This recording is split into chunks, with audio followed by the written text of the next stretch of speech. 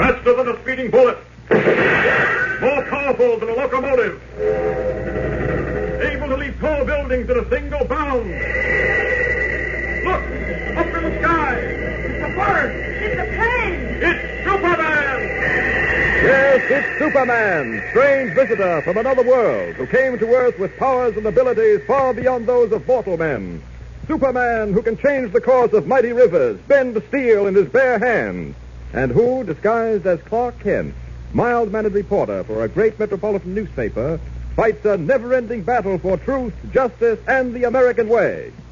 But before we join Superman, here is an important message. Say, fellas and girls, ever try one of those quiz games on your gang? My pal Jerry Link and I started one the other day with his best friend, and we sure had a busy time of it. Okay, Tommy, it's your turn. What's a catafighter? No fair telling him. Now, come on, Tommy, what's a catafighter? Give up? Yeah, I give up. All right, Jerry, you tell him. Oh, that's easy. A catafighter is one of those little planes a merchant ship carries. They launch it by catapult. Only you can't get a catafighter back aboard because those ships don't carry hoisting equipment. It stays right in the sea, and the crew gets picked up by boat. Good for you, Mr. King. Oh, now here's yours. What country invented dive bombing? Oh, that's easy. Germany. No, you're wrong. Gee, are you dumb? The United States Navy invented dive bombing. Uh-oh.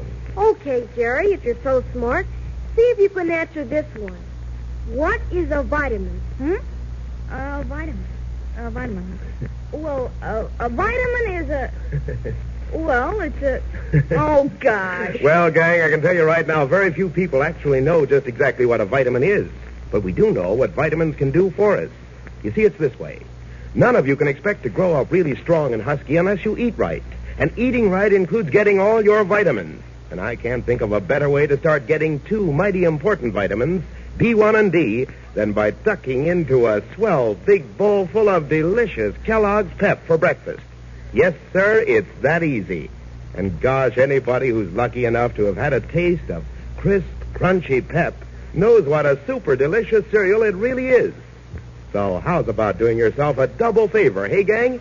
Just ask your mother to get you a package of delicious Kellogg's Pep tomorrow and start right now having a mighty swell-tasting breakfast that's mighty swell for you. Remember the name now, Pep, P-E-P. Pep is made by Kellogg's in Battle Creek, Michigan. And now, the adventures of Superman. As you know, Dr. Leander Cameron, eccentric scientist, believing there are possibilities in the mechanical man, has set about building one with the financial backing of the Daily Planet. Unknown to Dr. Cameron and his friends, Clark Kent, Lois Lane, and editor Perry White, dark forces are already at work, planning to seize the mechanical man when it's completed. As we resume our story, we find ourselves in a lavish penthouse apartment in a very fashionable part of Metropolis. In the apartment, we see a tall, thin man dressed in a jet-black dressing gown who is seated before an open fireplace. He has a hawk-like face with a sharp nose and small, beady eyes set deep in his head. At this moment, he is engaged in cleaning and polishing a beautiful pearl-handled revolver. An oak-paneled door opens somewhere in the room behind him.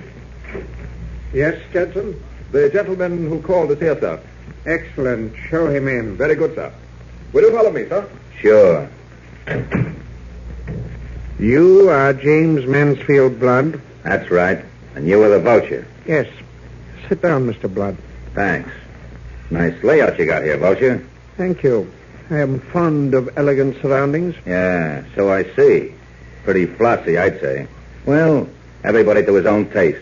Now, look, before I hire you for this job I want done, I'd like to know if you can do like you say you can do. You mean procure the model of the mechanical man for you? Yeah, that's right. I have no doubt about that. I am not the head of my profession for nothing, Mr. Flood.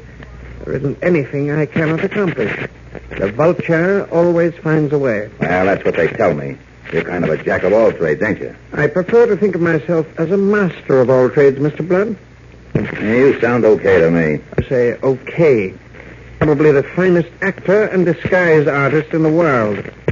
I've always considered myself as great an artist in the matter of escape as Houdini himself. I never had the opportunity to match my ability against his. Well, I'm sure glad to have you working for me. If you helping me, I can't miss. If you helping me, I can't miss. In that, you are perfectly right. But let's get back to the mechanical man you want me to secure for you. Right. But it's... Secure for you. Right. But it's... Secure for you. Right. Just the model. There's a wacky old scientist named Dr. Leander Cameron who's working on it. This mechanical man is supposed to be able to see, talk, walk, and actually think. Sounds incredible. Are you sure? If what I've heard is true, yes. Dr. Cameron, they tell me, never takes on a job unless he's sure he can do it. He promised editor Perry White of the Daily Planet that he would invent this mechanical wonder, and I'm sure he will. Interesting. A mechanical man who can walk, talk, see, and think. Positively intriguing, to say nothing of its value in hard coin of the realm. I'm told millions could be made out of such an invention. There isn't a government in the world who wouldn't pay plenty to possess the plans of such a device. By George, we could sell it to the highest bidder. We? You mean I could? Remember about you. You're working for me. Oh, yes, I am working for you. I had forgotten for the moment. Where is Dr. Cameron's laboratory located? All the dope is on this sheet of paper. I wrote it out for you so you wouldn't forget. Excellent. I shall begin at once to make inquiries as to the progress of the mechanical man. Within a short time after it is completed, it will be in my hands, never fear. Great. Then you can turn it over to me and collect your dough for doing the job. I'm afraid we're going to have a little difficulty about that, Mr. Blood. What do you mean? I've done very well at my business, Mr. Blood, as you can see. I haven't reached this position of comfort and financial security by working for others. I work for myself, Mr. Blood, and I work alone. Now, just a minute, Vulture. You've been very helpful in putting me onto this excellent opportunity. I'm grateful to you. However, business is business, and so... That revolver. Why are you pointing at me? Wait. No.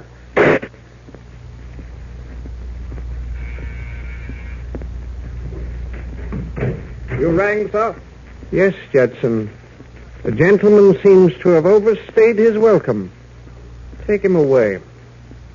And so enters our story, The Vulture, a villain destined to play an important role in the lives of our friends, especially in the life of Superman. Our scene now changes to the laboratory of Dr. Leander Cameron. Dr. Cameron is seated before a workbench on which stands a foot-high replica of the mechanical man. With several long instruments that look like needles, he is fitting something into the head of the mechanism. Nicodemus, Dr. Cameron's helper, stands by. Listen. Now, Nicodemus, hand me that tiny screw. Ask for it politely, you don't get it. Nicodemus, I cannot hold this piece of mechanism in place without that screw. Hand it to me. Not until you ask like I was a human being and not a slave. Very well, very well. Will you please hand me that screw, Nicodemus? Happy to, Doctor. Here you are. Thank you, Nicodemus. Thank you. You're welcome, Doctor. Hey, how's the mechanical man coming? You think you'll be able to perfect it? I should know in a few moments. I've only to put this part in place, and the mechanical man, that is this model on the table before me, will be ready to perform. If it does as I expect it to do, I shall have been successful. The long screwdriver, hand it to me, Nicodemus. Please. Please. There's the signal now. I'll go to the door. Ask who's there first. I'm expecting Clark Kent to watch my demonstration, but be sure before you admit him. Okay. Yeah, who's there? Clark Kent, Nicodemus. It's Kent, all right, Doc. I'll open up. Oh, Nicodemus. Hello, Mr. Kent. Dr. Cameron? You're a half hour early. I didn't expect you before 3:30. Oh, well, I had nothing particular to do this afternoon, Doctor. Thought I'd drop over earlier. Well, Kent, as it happens, you're just in time. There. That completes it. You mean your mechanical man is ready to be tested, Doctor? Yes, that is, the model is ready for testing. Nicodemus, bring me the control mechanism. If you please. Good thing you added that. Oh, Kent, I'm terribly excited. This little mechanical man standing on my workbench may be the forerunner of thousands like him. Mechanical men who can fly our planes, drive our tanks, march into battle against the enemy, an indestructible force against which Hitler and his satellites will be helpless. Yes, indeed, Doctor. You're quite right. Exactly. Here's the control box. Thank you, Nicodemus, thank you. Now then, I will just plug it in here. So, and now, gentlemen, we are ready. As soon as the eyes of the mechanical man begin to shine, I shall give it certain commands. If it obeys them... Doc, they're shining now. Certainly look eerie. 2 green lights shining in that square metal head. We're ready for the experiment. Now, my little man, I command you, walk toward me. Well, it's walking. Coming straight toward you. Stop. I command you, stop. Doctor, that's terrific. Congratulations, Doc. You've done it again. Ah, gentlemen, let's not be premature. No, indeed, never be premature. Let us see now if the little man will talk. Repeat after me. I am a mechanical man.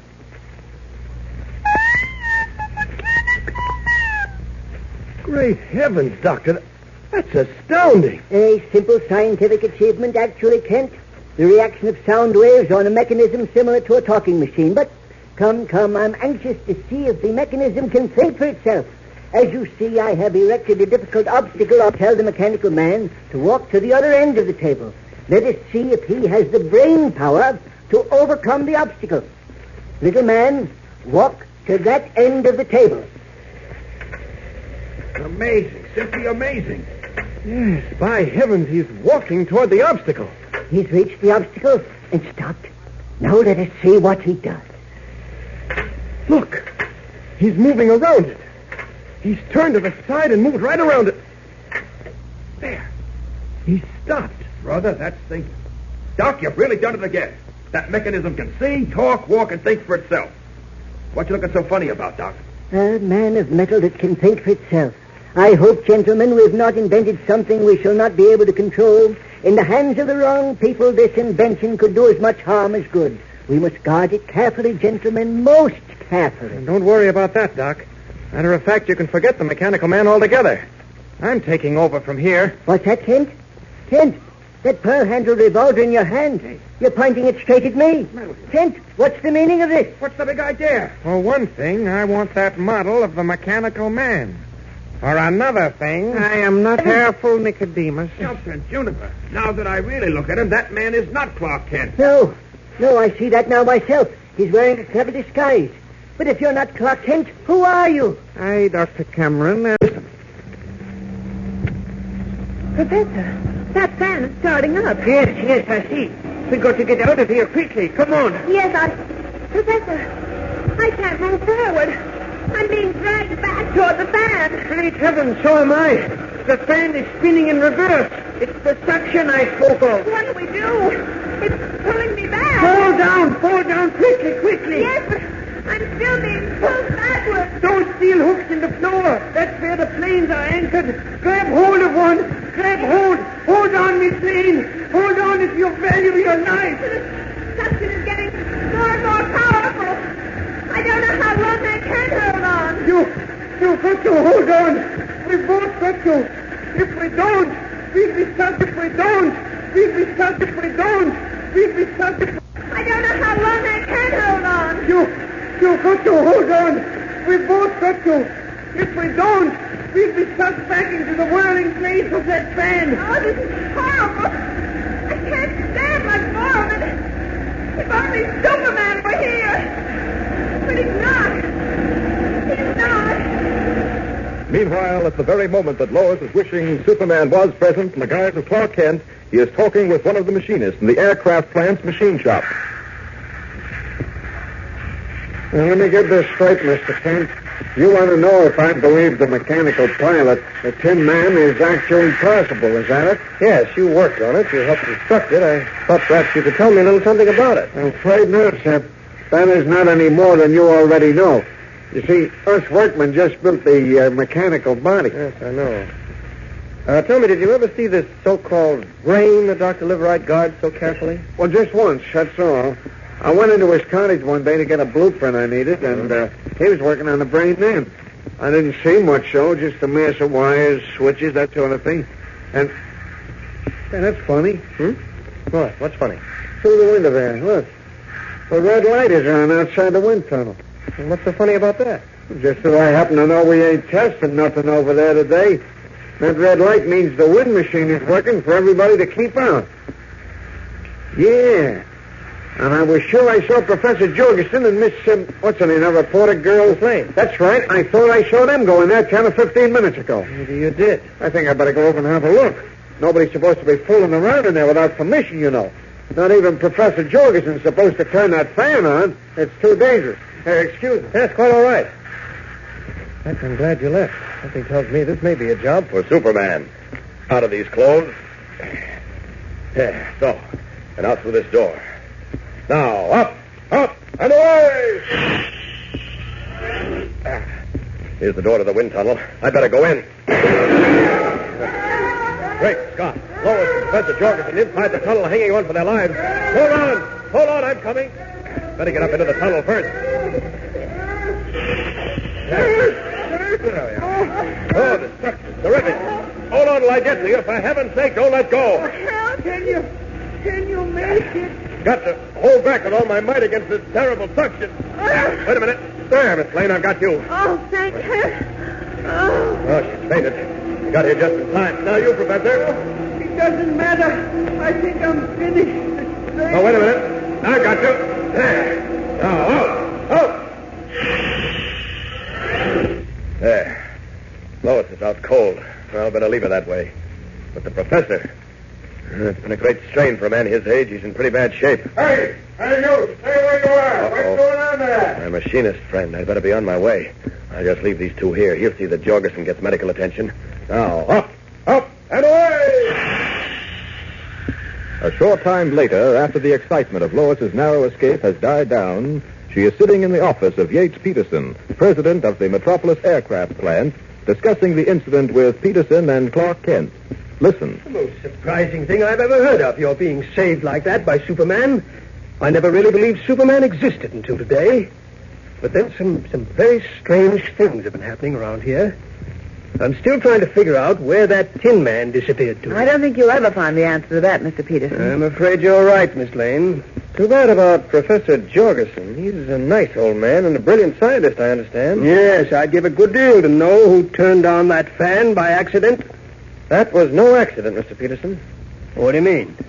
Well, I don't see how you can believe it was after what Miss Lane has told us. You mean about the plane that almost ran her and Jorgensen down? Yes. That and the incident in the wind tunnel. We tried to find the man who was piloting that plane, and I understand he's left the premises. Matter of fact, he turns out to have been a pretty shady character. That's true. He wasn't living where he said he was, and no one knew him at that address. Still, and that wind tunnel business. Whoever turned on that fan turned it on deliberately. I'm sure of that. But why? Well, I'm not sure myself, but I've got a hunch it's got something to do with Dr. Liverite's Tin Man. Oh, Mr. Kent, you can't be serious. I certainly am. But that sounds ridiculous. Excuse me. Sorry.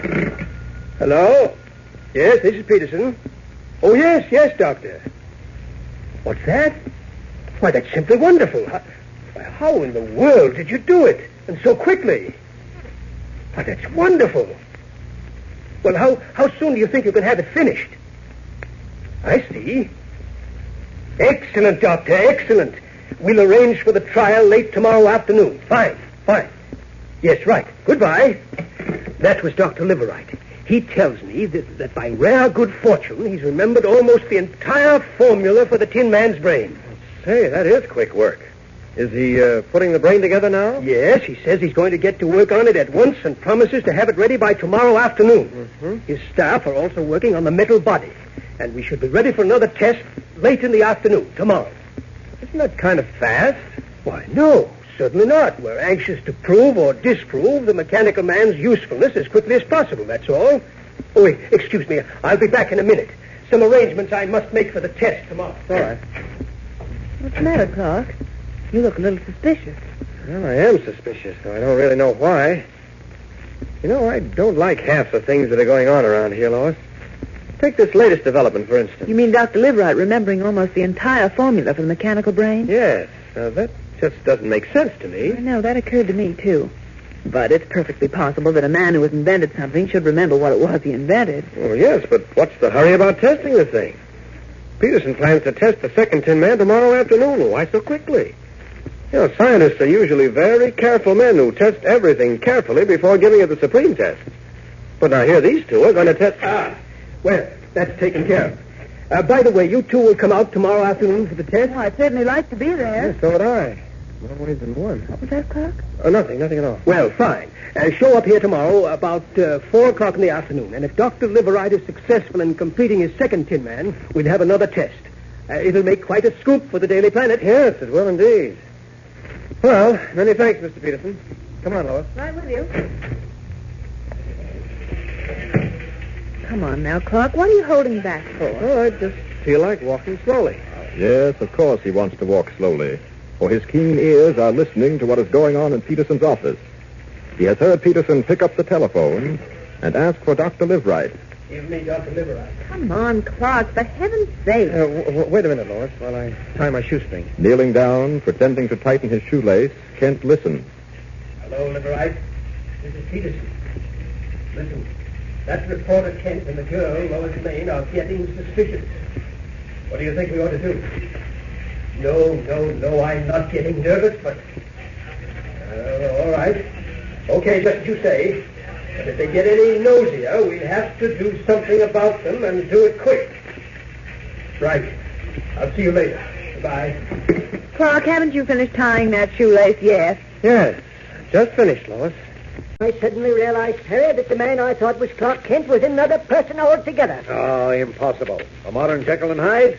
Ridiculous. Nicodemus was there. He saw the thing happen. Yeah, that's gospel, Mr. White. No, this is simply unbelievable.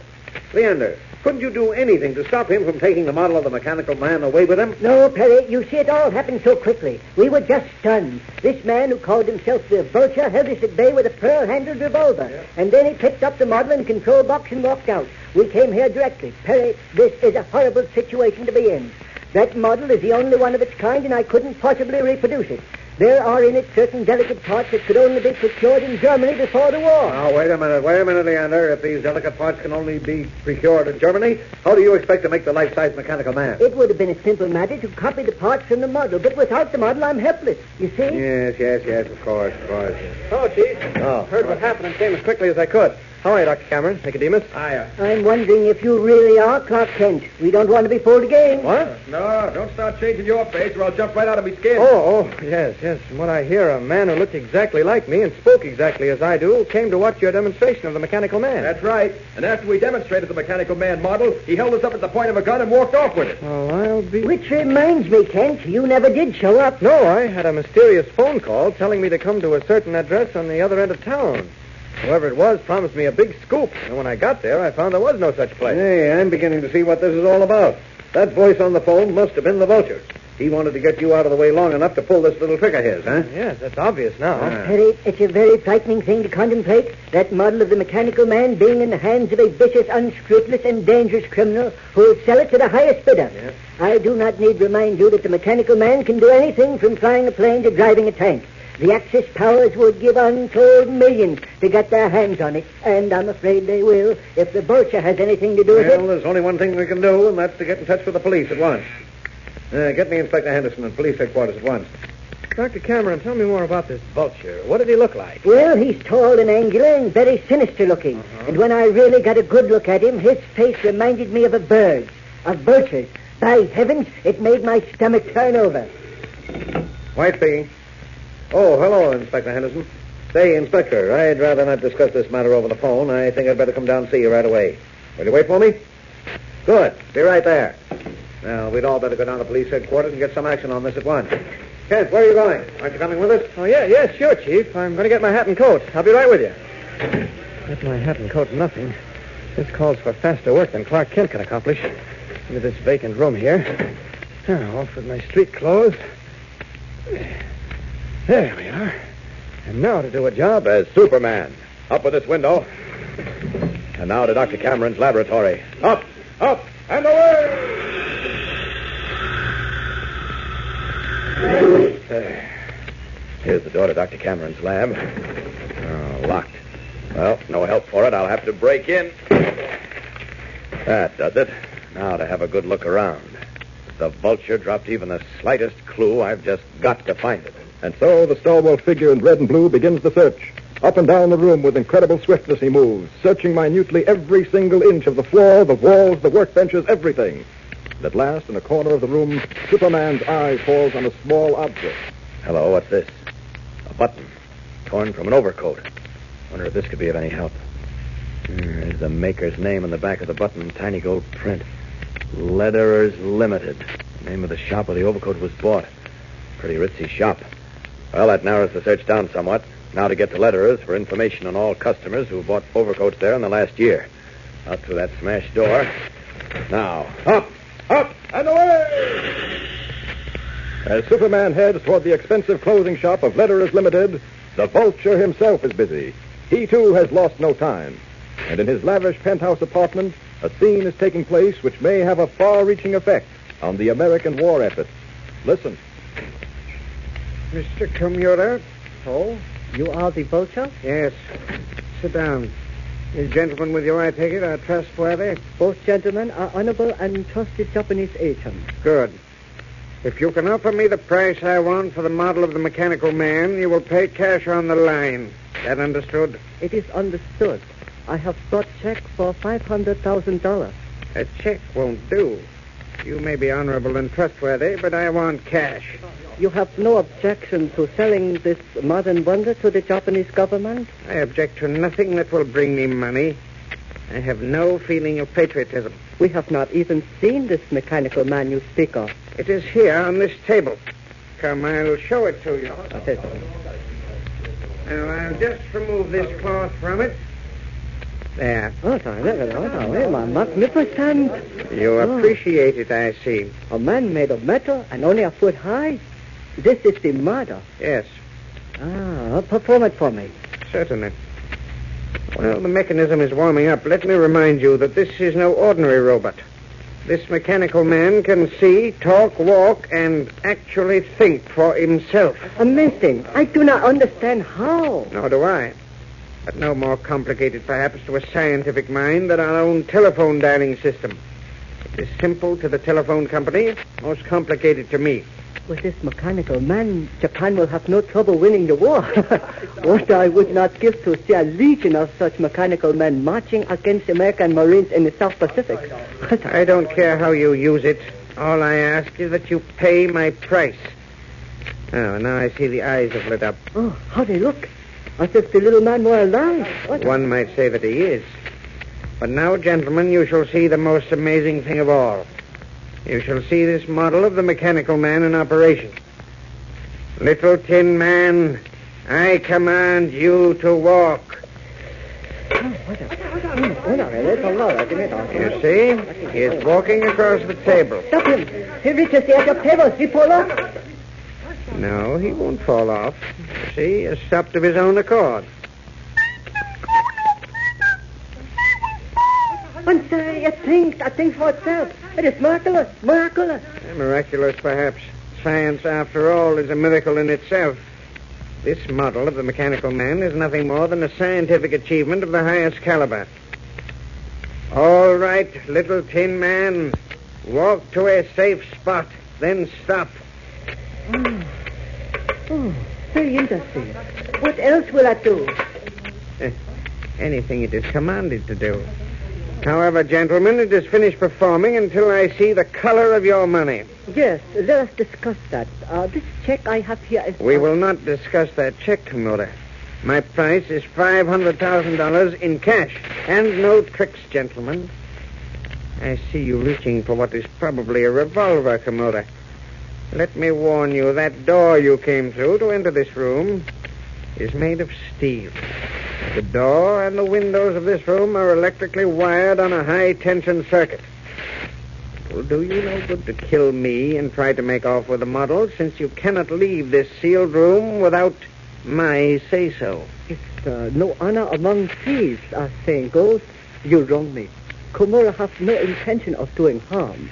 Komura merely wishes to secure mechanical man. Your price of $500,000 in cash. So? That's right. It is a great deal of money, but I believe I can secure this money within the hour. You will wait?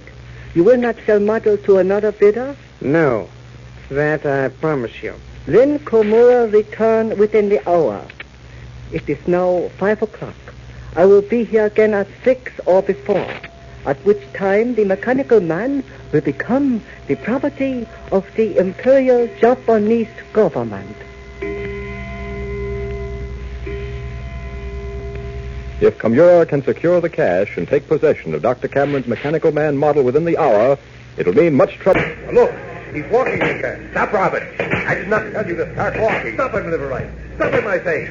Something must have gone wrong. Yes, but I don't know what, Mr. White. Stop, Robert. Stop. What? Did you hear that, Lois? Yes, look, he's coming straight for me. Stop him! Stop him! What? Can't you control that monster? I don't know. I don't seem to be able to... Heaven's sake, turn some dials. Talk to him. Do something. Robert, stop. Stop, I say. Look at the audience. They're beginning to run out. Dr. Liverite, in the name of heaven, do something quickly. There's nothing I can do, I tell you. The Tin Man is out of control. There's absolutely nothing I can do. There's a good deal you can do, Dr. Liverite. What? What did you say? I said there's a good deal you can do. And the first thing you'll do is confess. Confess everything. Look, he's pointing his steel finger at Dr. Liverite. The thing's gone mad. Run, everyone. Run for your lives. Mr. White, am I hearing right? Yes. Listen. The mechanical man is crazy, I tell you. He's gone berserk. Not at all. Be calm, ladies and gentlemen, and hear what I, the Tin Man, have to say. You have come here to see an amazing demonstration of a walking, talking, seeing, and thinking mechanical man that Dr. Liverite claims to have invented. Dr. Liverite was going to show you how I obeyed his every command. I will not obey his command, since he is not worthy to command me. Silence! Silence! Silence!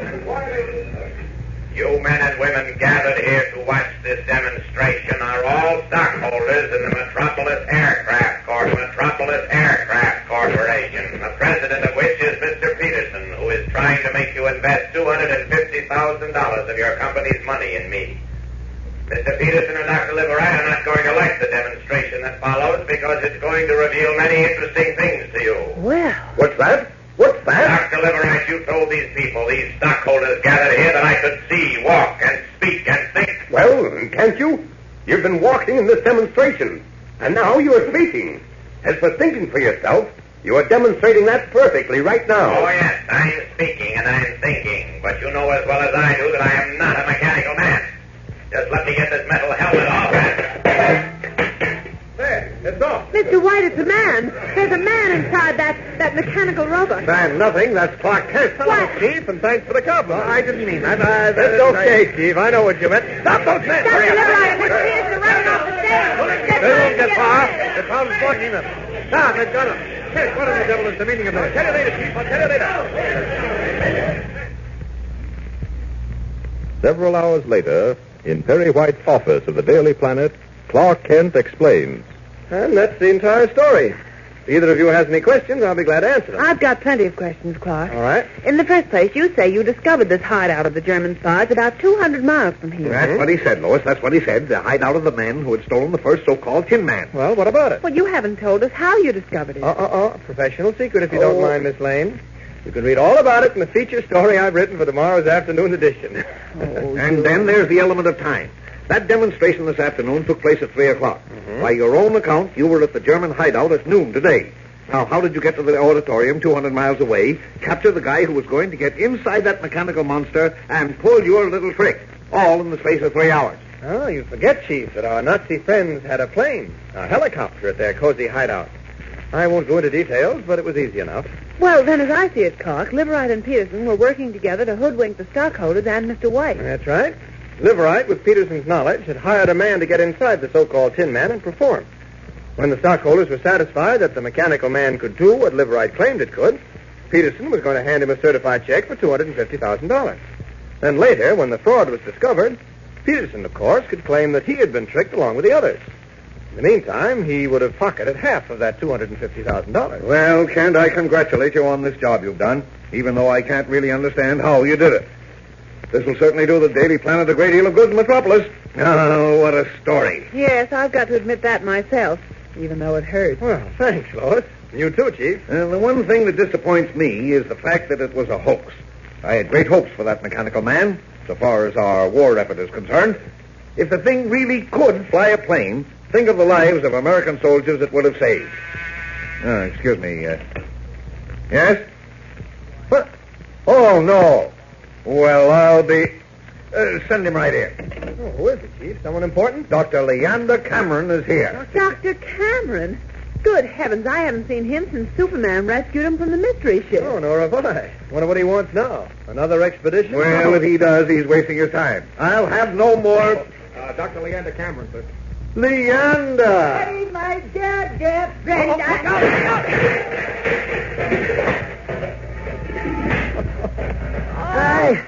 I think I must have tripped again. You sure did. You carry so much paraphernalia with you, I don't wonder. Oh, that's certainly true. Butterfly nets, pots and pans, boxes and bottles of all descriptions. Really, Professor. Be prepared. That, as you know, is my motto, along with the Boy Scouts of America. Never could decide whether they thought of it first or I did. Well, nobody thought of it first or I did. Well, no matter. It's a good motto, don't you think? Yes, of course, but Leander, what brings you here today? Perry, an excellent question for which I have an excellent answer. Perry, I want to talk to you about and gain your support for the mechanical man known as the Tin Man. Now, hold on, Leander. Hold on. What for? I'm not falling. No. I didn't mean that. What I meant was, so far as I'm concerned, the Tin Man is over and done with. It was nothing more or less than a cheap trick, a fraud. You're wrong, Perry. The Tin Man was and is more than that. what do you mean? Didn't Clark expose it? Yes, of course. I was in that audience today. That came to watch the demonstration. I was with the scientific delegation. As it happens, Perry, I know Dr. Liveright very well. As a matter of fact, he came to me often to help him in the construction of his mechanical man. He did? Now, Leander, don't tell me you're in on this hoax, too. On the contrary, Perry, quite on the contrary. You see, Dr. Liveright was very sincere about his mechanical man until our friend Mr. Peterson approached him with his nefarious scheme to make money. It was then, on realizing that he could make $75,000 with such ease, that Liveright took the path to perdition. So what? So what? So this, Mr. Kent, I, Dr. Leander Euthanasia Cameron, know that can be such a thing as a Tin Man. What? A mechanical man who can see, speak, walk, and speak, walk. As you remember, Editor Perry White has financed the experiments of Dr. Leander Cameron, the eccentric scientist who built a greatly improved model of a mechanical man that can not only speak, see, and walk, but can think for itself as well. Realizing the great value of such a robot to the nation at war, a notorious master criminal called the Vulture stole the model and offered to sell it to the Japanese government. He was prevented from doing this by Superman, who nabbed him in the nick of time, took him to police headquarters, and had him put in jail. As our last episode ended, however, word was received by Perry White that the Vulture, a masterful makeup artist, had escaped and was once again at large. Our scene is now police headquarters. Perry White and Clark Kent are just entering the office of Inspector Henderson. Listen. Well, Henderson, this is a fine mess, I must say. No, Perry. Now, don't you now Perry me? My paper is a force in Metropolis, and by George, if you can't show just cause for letting that man escape, I mean, if you can't prove that this isn't criminal negligence on your part, I'll plaster this story all over the front page of the Daily Planet and see to it that you're thrown out of office. Now, hold on, Perry. You're talking as if I deliberately let this man escape. Sure, take it easy, Chief. Criminals escape all over the country, even from large prisons. Now, look here, Kent. I suppose I have gotten a little too heated. Yeah. But by heaven, Henderson, when I think of Superman capturing this man who, by your own account, is the most notorious criminal in the world... Yes, and then he escapes. I know, Perry, I know. No, you don't know a tenth of it. Do you realize what this escape means, Henderson? Of course. It means that the master criminal's at large. Means more than that. Means that once again he'll try to get his hands on the model of the mechanical man. Exactly. Now, you've nothing to worry about there.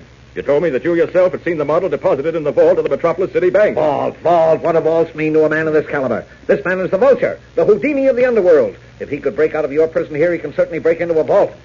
Wait a minute, Chief. Oh, really, Perry, you're getting much too excited. I know those vaults at the bank. He couldn't possibly break into them. All right. But if anything happens, well, never mind. How did the Vulture escape?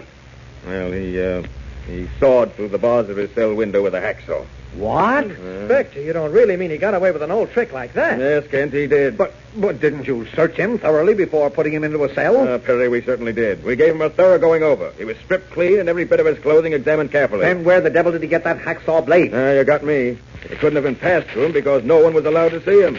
As for the guards, everyone is trustworthy. Been with me for years. I think I know how he did it. What, you do? Kent, if you can explain, I'll be in your debt for life. May I see the blade? You certainly may. I have it right here in my desk drawer. There. Here it is, wrapped in tissue. Yeah, there you are. Well, start explaining. Just as I thought. Explaining. Just as I thought. Explaining. Just as I thought. This man really is a clever criminal. And I'm afraid he deserves the title I've given him, Houdini of the underworld. He's even borrowed one of Houdini's tricks. Well, what do you mean, Kent? Yes, Ken, for heaven's sake, I'm not explain. sure of this, since I never knew Houdini personally, but someone once told me that Houdini could conceal things in his throat. What's that? Yes, getting the idea from circus sword swallowers, Houdini learned to hold something inside his throat merely by contracting the muscles at the side of his throat. As I understand it, he used to carry a small lockpick, a file, or even a specially constructed hacksaw blade in just that way. Amazing. And this little instrument here is certainly no ordinary hacksaw blade. No, the vulture obviously had it constructed especially for that purpose. Kent, I believe you're right. You must be right. There's no other way he could have done it. Well, I'll be hanged. Concealed inside his throat. Why, it's amazing. It's unbelievable. It must be true, Mr. White. By the way, what are you doing about the vulture, Inspector? Well, for one thing, there's a statewide alarm for him. Oh, well, then as soon as he's located, your men will bring him in. They're pretty sure to find him. I wish I could be as sure. The vulture's awfully tricky. The police force of the entire nation have been after him for years. That's why I was so overjoyed when Superman brought him in. Yes, and that's why I was so burned up over his escape. It's too bad he gave you the slip, but there's no point in crying about it now. The important thing is we've got to see to it that he doesn't get his hands on that model of the mechanical man. Oh, well, that's safe in the bank vault. I don't see how he can get it. And you didn't see how he could escape either. Now, Perry. Well, however it is, we've got to be sure. Let's see, what time is it? Almost 7. The bank is closed now, but I think this will be worth our trouble. What will be worth our trouble? What do you want to do? Now, look, Mr. White, you know the president of the bank, don't you? Yes, so what? I want you to call him and have him meet us at the bank in, say, half an hour. Yes, but... Inspector, I want you to give us a squad of men to stand guard at that vault as long as the model remains in it. Oh, gladly, Kent, gladly. But I want to go even further than that. Yeah? I want to be absolutely sure the model is really inside that vault before we post the guard. That's why I want the bank president to come down and open it. Oh, now I see what you're driving at. We'll open the vault, make sure the model is there, then post the police guard. Exactly. And that way, nothing can possibly go wrong. Very good. Excellent idea, Kent. I'll rest easier when that's done. Look here, Kent. You don't really think the vulture's gotten to that vault already? Well, you never know, and we shouldn't take any chances. I guess you're right. Here's the phone, Chief. You better call the president of the bank right away. Right, now, let's see now. What's his home number? Oh, yes. ME498... A short while later, Clark Kent, Editor White, Inspector Henderson, and a police squad meet the president of the Metropolis City Bank outside the door of the bank. And, of course, I'll do anything you say, Perry, but this doesn't really make sense to me. Well, perhaps not, John, but believe me, it is important. We just want to be sure the model of the mechanical man is actually in the vault before posting a guard, Mr. Parsons. Very well. Wait just 1 minute. I'll ring for the night watchman. I can't understand your not believing that the model is there because... We don't believe it's been stolen. We just want to be sure. The man who's after it is probably the cleverest criminal in the world, and we're just not taking any chances. Clever or not, he'd never get into our vaults, I can tell you that. Ah, here comes the watchman now. He's a new man. Yes, what is it? Your name, Hawkins? Yes, sir. Oh, you must be Mr. Parsons, the president. You telephoned a little while ago and said you'd be coming down. Yes. You can unlock that grilled railing, Hawkins. Yes, sir. Bring him in, Henderson. All right, man, this way. Okay. Now, show us to the vaults, Hawkins. Yes, sir. This way. Can you see all right in the glow of my flashlight? Oh, yes. But you'd better snap on the lights in the vaults when we get there. Yes, sir.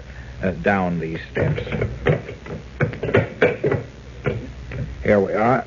I'll just snap on these lights.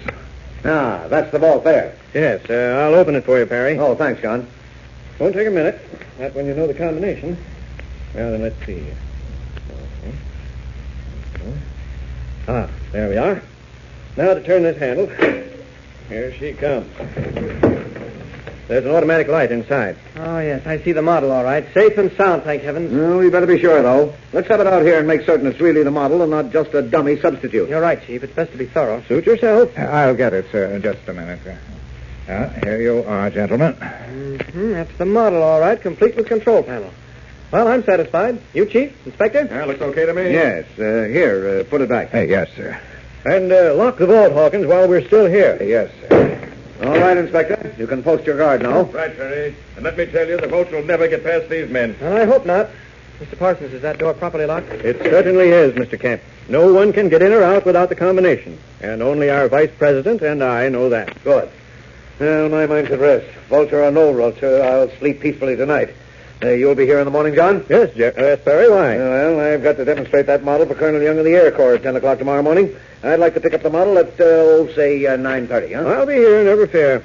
See you then at 9:30 tomorrow night. The following morning at 9:30, Clark Kent and Perry White enter the office of John Parsons, president of the Metropolis City Bank. Well, Perry, right on time, I see. Yes, I have to be. As I told you, Colonel Young is meeting me at my office at 10. Can we go right down to the vault, Mr. Parsons? I want to get that model. Certainly, Mr. Kent. Come along. Here's a private staircase leading down from my office. Through this door. I hope you slept well last night, Perry, after all those precautions you took. It's a funny thing, but I just couldn't sleep. My nature, I guess. Once I start worrying about something, I just can't get it out of my head. Can't blame you for that. Here we are. Now, there's Inspector Henderson's police guard, still on duty, you see. Yeah, so I see. Morning, Sergeant. Morning, sir. Everything all right during the night? Everything just perfect, sir. No one even tried to get past us. Good. Well, open her up, John, and I'll take the mechanical man with me. Oh, by the way, Sergeant, I called the inspector this morning before coming over. You and your men are to act as bodyguard to my office. Okay, sir. Glad to. There we are. Now then, I'll just turn this handle and open comes the door of the vault. I'll certainly be glad when this business is over and done with. Hand the model out, John. John. Perry. Mr. Parsons, what is it, sir? Well, John, why are you looking at me like that? You can't mean... Oh, no, it can't be. It couldn't be. It's gone. The model of your mechanical man is gone. And look, this was lying in its place. A tiny wooden carving of a bird. Listen. I wonder what this is. Impossible, I tell you. I will not. I cannot believe it. I can't believe it either, Perry. I'm the president of this bank. No one but myself and one vice president know the combination to that vault. And no one could have gotten into it without the combination. No, not only that, Mr. Parsons, but these 6 policemen have been stationed in front of the vault all night. And the sergeant swears no one got past them. No one even came in here. I'll stake my sergeant's stripes on that. Now, wait a minute. Now, let's start from the beginning and get this fantastic business straight. We know that model of the mechanical man was in the vault last night because we came down here and Parsons here opened the vault just to be sure. That's right, Perry. And after I closed and locked it again, these policemen were posted on guard in front of it.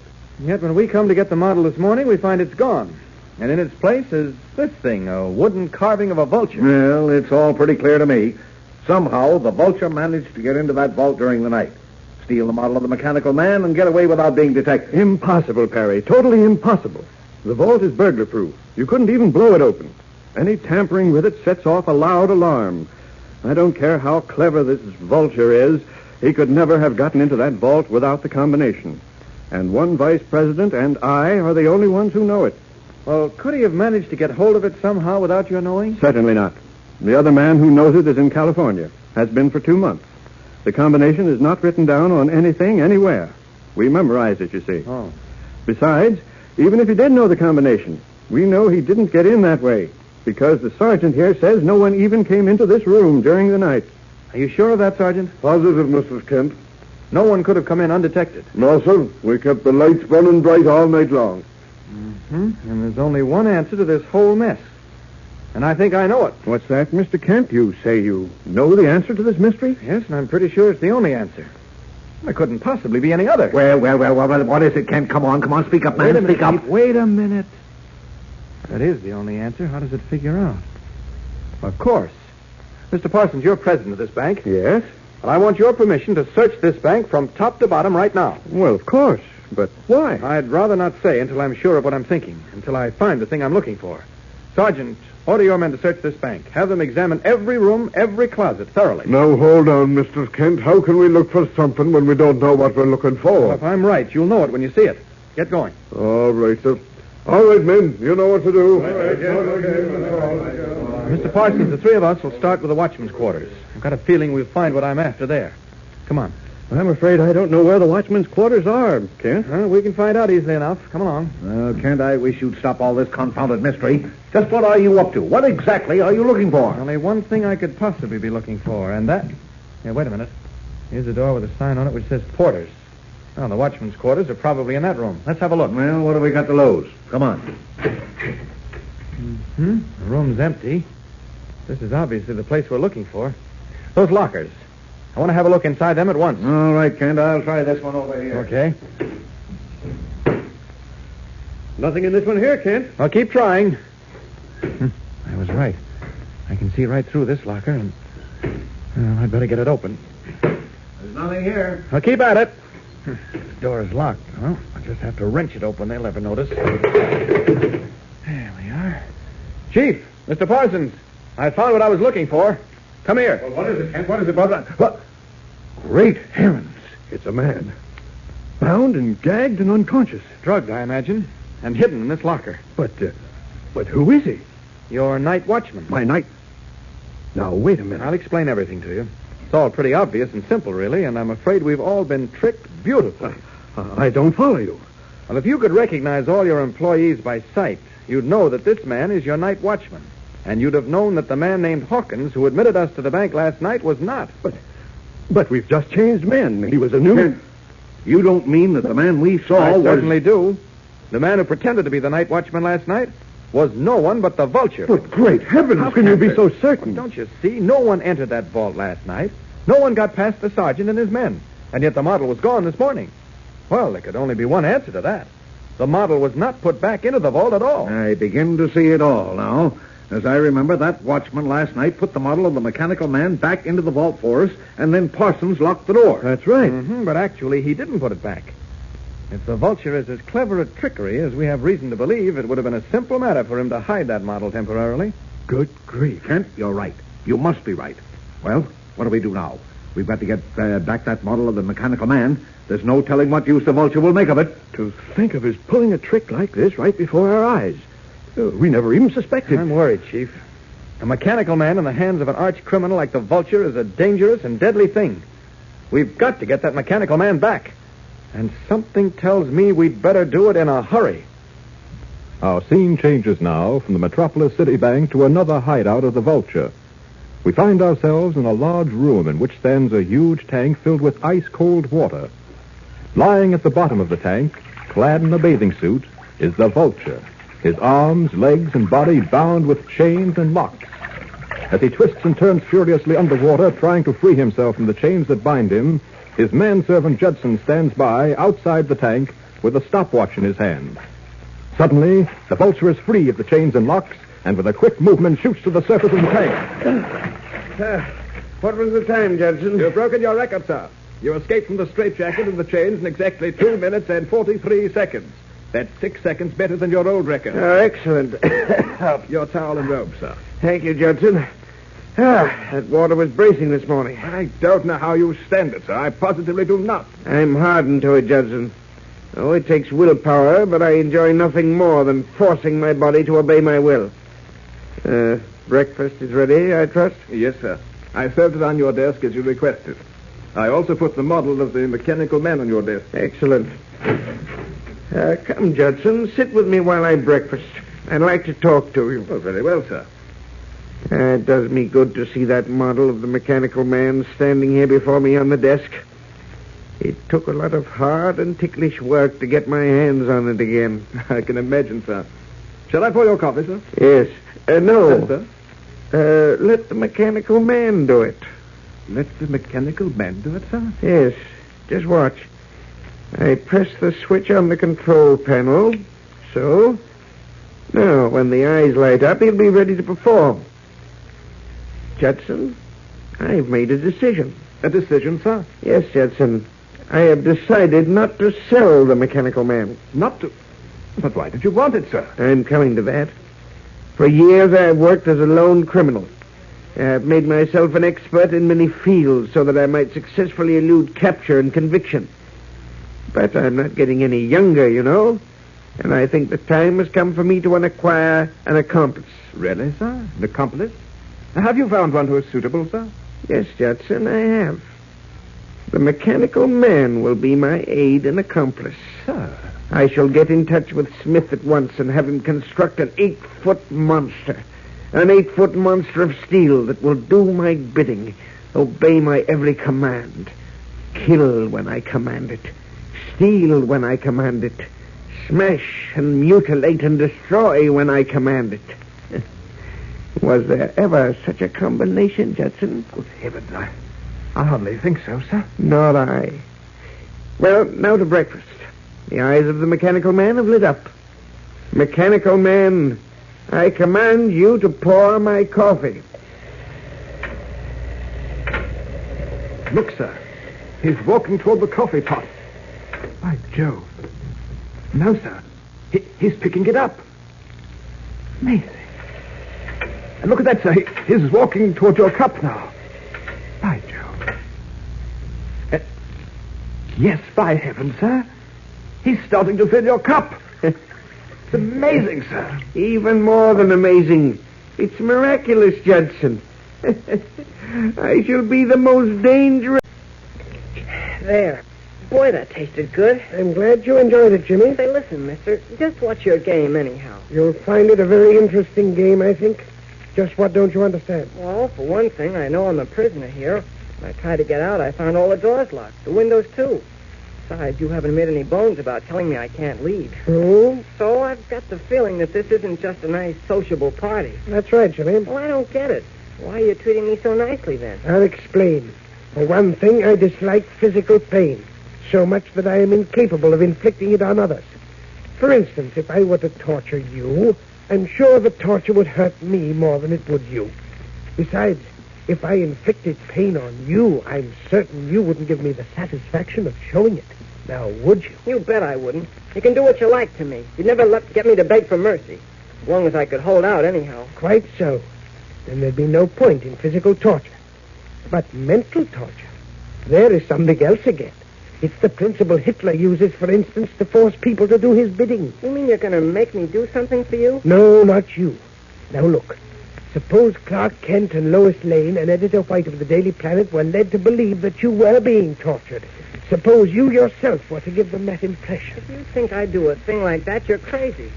Suppose you want me to pull the old gag about calling them on the phone and telling them you're torturing me, eh? Oh, no, nothing as crude and obvious as that. Well, just what are you going to do? You'll see, Jimmy.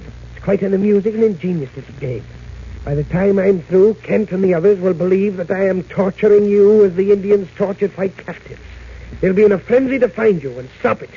And the fact that they won't be able to find you practically drives them mad. Very amusing. Yeah, very funny. Oh, you don't think so? No, that's a horrible thing to do. Do anything you want to me, anything you hear, but leave them alone. Can't you stand it? I can stand anything. Do your worst. Don't do anything to hurt my friend. Well, we'll see. I'll think over my plan a little further before doing anything about it. However, you're still my prisoner, so I shall ask you to go back into that room we've set aside for you. Okay, there's nothing else I can do. Right now, anyhow. Into the room now. I'll lock you in, if you don't mind. Little fool, he played into my hands perfectly. Ring for Judson. Well, Judson? Everything worked perfectly, sir. Good. You made a recording of that conversation I just had with the young man? I did, sir. Excellent. By guiding the conversation, I managed to make him say, let me see. Yes. Once he said, "You can do what you like to me. You'll never get me to beg for mercy." Yes, sir. We can use that beautifully in the record I'm going to make. Then he said, "That's a horrible thing to do. Do anything you want to me, anything you hear, but leave them alone." Splendid material, sir, for putting on the record we're going to make, eh? Perfect. And also, in an angry tone, he used the one word, "no." We can use that over and over again, Judson. Just that one word, "no." I must congratulate you, sir. You're a remarkably clever man. I am indeed, Judson. I am. Our scene now changes to the office of Editor White in the Daily Planet. The time, a few hours later.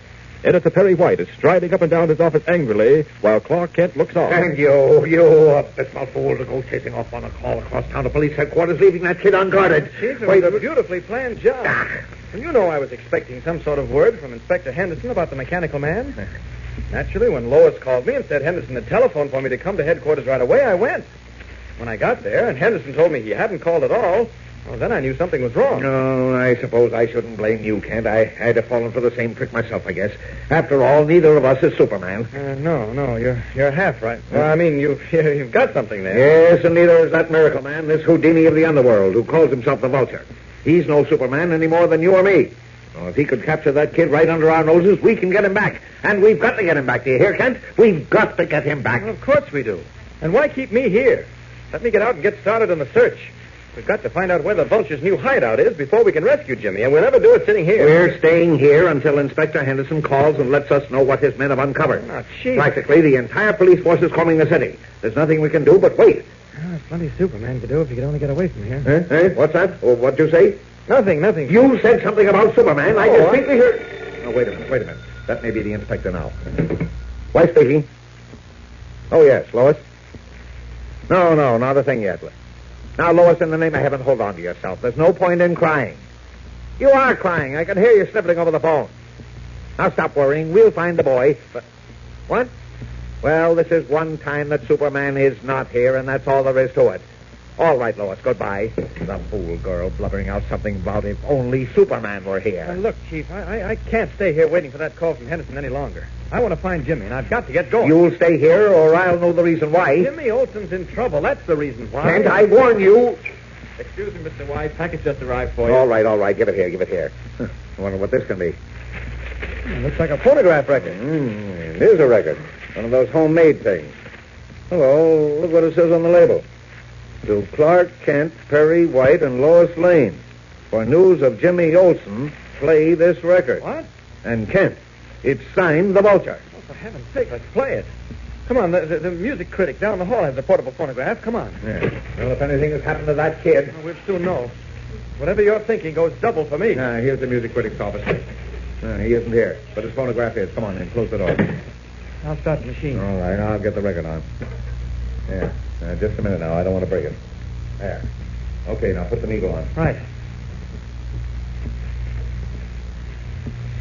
This is the Vulture speaking. This is meant to acquaint you with a few pleasantries that are now happening to your friend, Jimmy Olsen. I have made a recording of an incident that took place at 3 o'clock this afternoon. Boy, it's just 5 now. 2 hours of... Listen and listen carefully.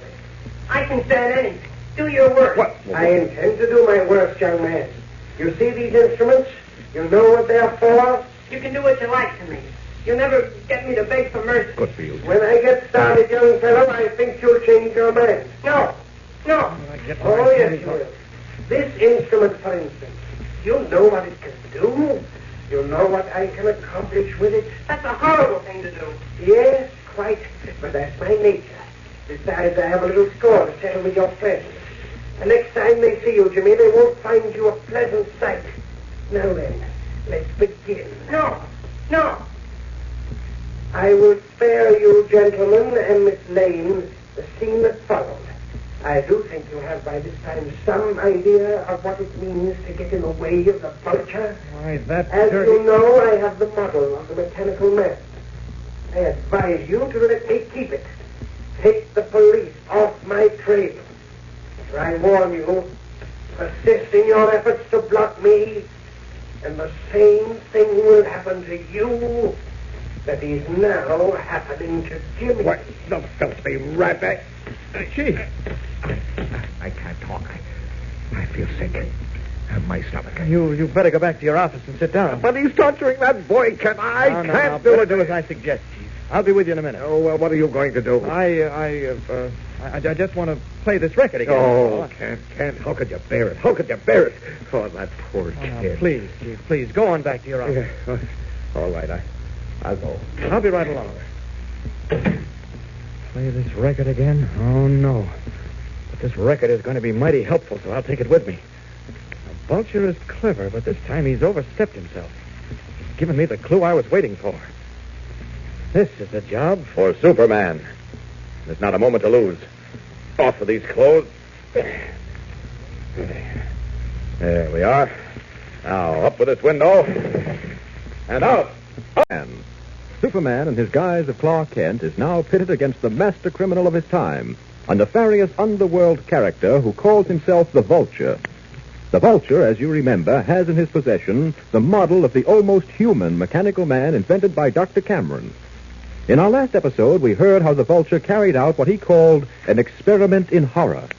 After holding a conversation with Jimmy Olsen, Daily Planet copy boy, whom he's holding prisoner, the Vulture made a phonograph recording of Jimmy's answers and sent it to Editor White and Clark Kent.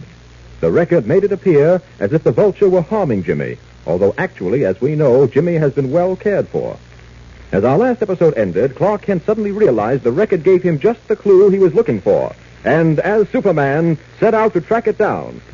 As our story continues now, Superman, in his guise of Clark Kent, arrives at the Worldwide Recording Company. I'd like to see the manager, please. Is he expecting you, sir? No, but I must see him at once. This is a matter of great importance. 1 minute, please. I'll find out if I'm sorry, I can't wait. And further replying to yours of the 28th, I wish to state that... What the devil? What's the meaning of this? How dare you break in on me like this? I apologize for intruding like this, but I've got some business with you, and it's got to be done fast. Well, I'm afraid you'll have to wait until This can't wait. It's a matter of life and death. Life and death? That's right. I'm assisting the police in tracking down a dangerous criminal, and you... How do I know you represent the police? You have to take my word for it. You sell machines for making records at home, don't you? Yes. Well, they haven't been very successful. Not many people have bought them. Well, that narrows my search. I want a list of the people who bought those machines. Well, that ought to be simple. We've only sold 3 or 4 of them, actually. They're very expensive, you know. I've got to know the names of the people who bought those machines at once. Now, please hurry. One moment. I think we can accommodate you. Thank you. Would you mind telling me why you need these names? Well, now, there's hardly time for that. I see. You rang, sir? Yes. Get from the files the name of all customers who have bought model ep417-429, I believe, the home recording outfit. Well, I'm afraid that's impossible, sir. What do you mean? Well, that's ridiculous. Why is it impossible? Well, have you forgotten, sir? All those files were destroyed in the fire we had here 6 weeks ago. Great Scott, of course. I'd completely forgotten that. Well, haven't you duplicate files? I've got to get the names of those customers. I just got to. I'm afraid we can't help you, sir. All our files were completely destroyed. That puts me in a fine spot. But isn't there any way you can trace this criminal you speak of? No, I don't see how. You see, he sent us a recording with a special message on it, a recording made on one of your machines. Yeah? If you have no record of the people who have bought these machines, I don't see what I... Unless what? There's just one way I can think of. It's my only chance, in fact. But it's got to work. It's got to. As Kent prepares to follow a last desperate course of action, another scene is taking place in the hideout of the Vulture. We join him now in the sumptuous study, where he is seated across the table from Jimmy Olsen. On the table is a portable record player, and the Vulture has just finished playing a copy of the record he sent to Kent and Perry White. Listen.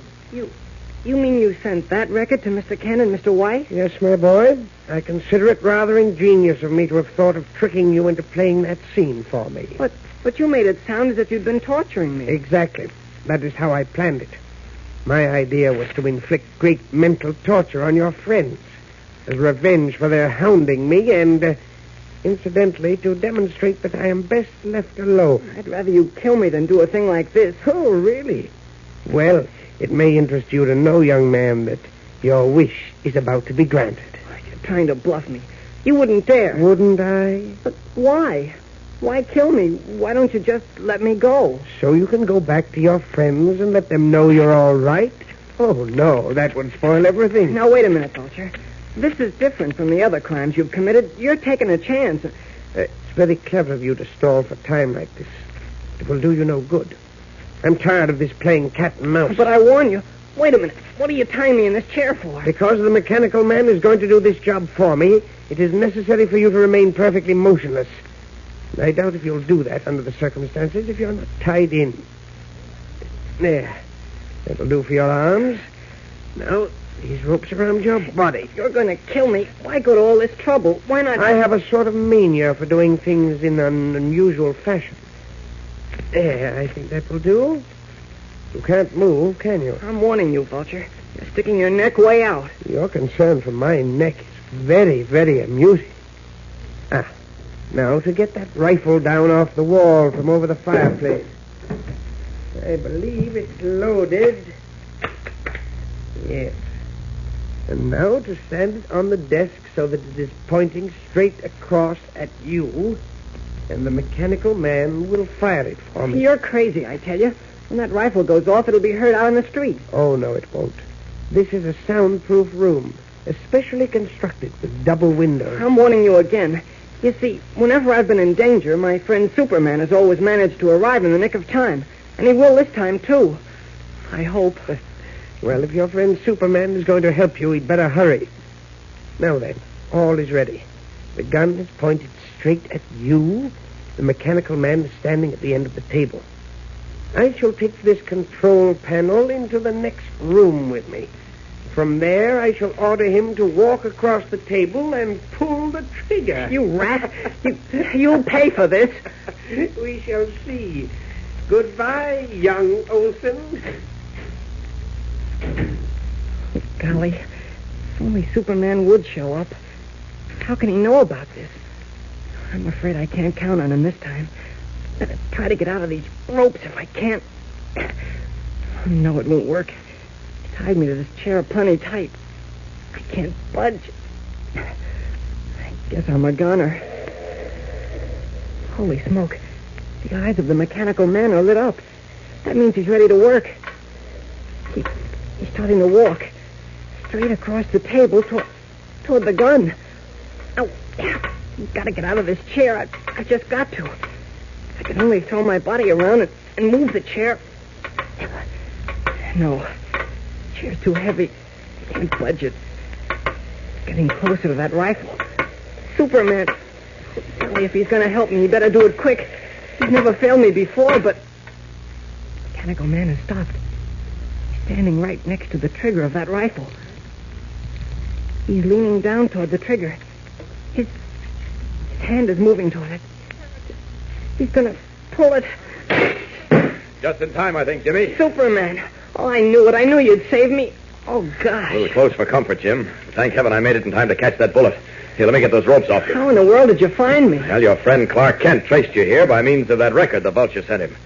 He went to the company that makes home recording machines. Wait a minute now. There, your arms are free. Oh. But the files had been burned out. Well, how did he manage then? Well, his only remaining chance was to get in touch with a man who repairs such machines. He did, and as luck would have it, the man had repaired this one. Now, wait a minute. We're going to have you out of this. There we are. Oh, golly. It sure is good to stand up and... That door. The Vulture's coming back. So far as I'm concerned, that's just perfect. Where did you come You from? filthy swine! Look out, the table. The mechanical man. It smashed to bits. Let me see, quick. Yes, that's too bad. Afraid it's smashed beyond repair, and the parts can't be replaced. Well, Jim, that's the end of the mechanical man, I'm afraid. I can't say I'm sorry. What do you mean? A mechanical man such as this is a powerful instrument, and as you've seen, Jim, the danger of this invention being used for evil purposes has been ever present. Well, that danger's removed now. It'll never be used for evil again, and I'm glad. I guess you're right. Anyway, you've saved my life and captured the Vulture. Yes, Jim, the Vulture's our prisoner once again.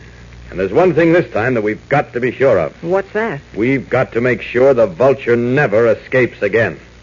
And so ended the adventure of the mechanical man. But that certainly didn't mean the end of adventures for Superman, because at 5 o'clock the following morning, Clark Kent was roused from bed by the sound of a telephone ringing.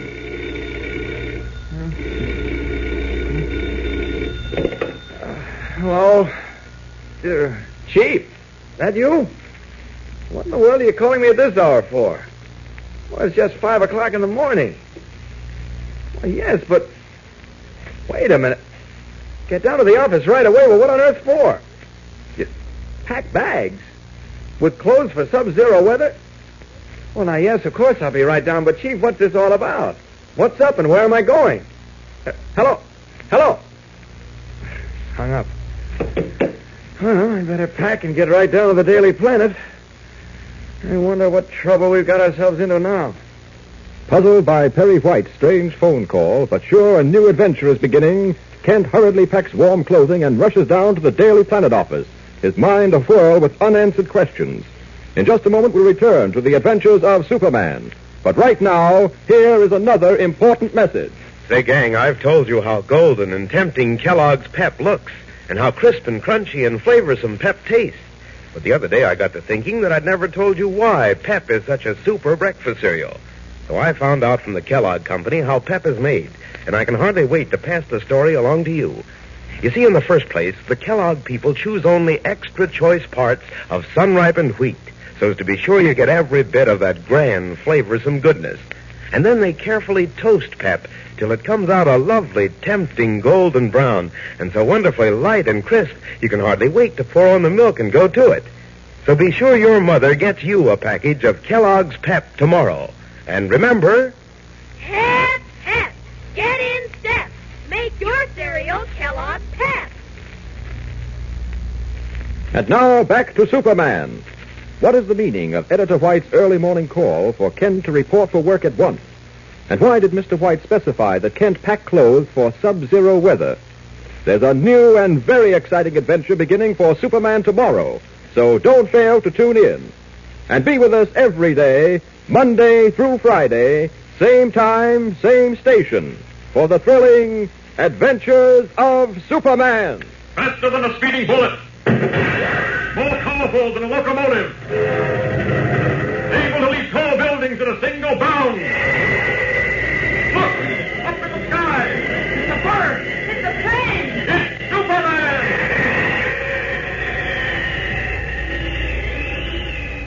Follow the adventures of Superman every day, Monday through Friday, same time, same station. Superman is directed by George Lothar and is a copyrighted feature appearing in Action Comics magazine.